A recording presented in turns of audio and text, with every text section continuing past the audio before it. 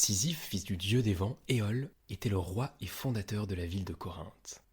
Il épousa aussi une des Pléiades, Mérope, avec qui il eut entre autres Glaucos, lequel fut le prétendu père de Bellérophon, celui qui dompta Pégase avant de finir seul et malheureux pour avoir voulu se rendre dans l'Olympe.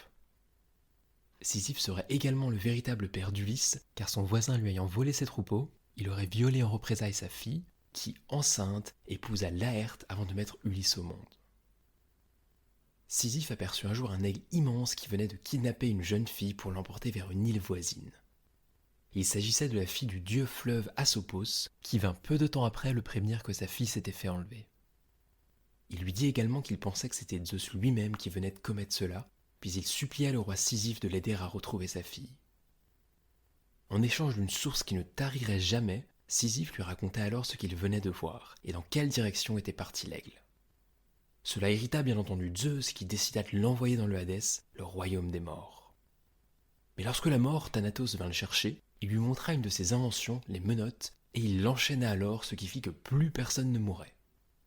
Zeus finit par s'en rendre compte et demanda à son frère Hadès de délivrer Thanatos, qui emmena finalement Sisyphe dans les enfers. Ce dernier avait cependant demandé à sa femme de ne pas lui faire de funérailles, et il put ainsi convaincre Hadès de retourner sur Terre pour régler le problème. Sauf qu'il refusa de retourner au royaume des morts.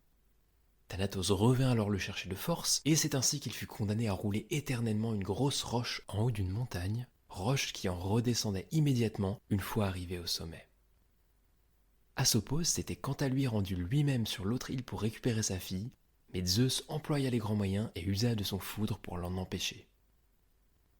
En l'honneur de la fille d'Asopos, l'île fut appelée Égine, et celle-ci eut par la suite avec Zeus un fils, Éaque, qui sera le grand-père d'Achille, surnommé pour cette raison Éacide ou descendant d'Éaque.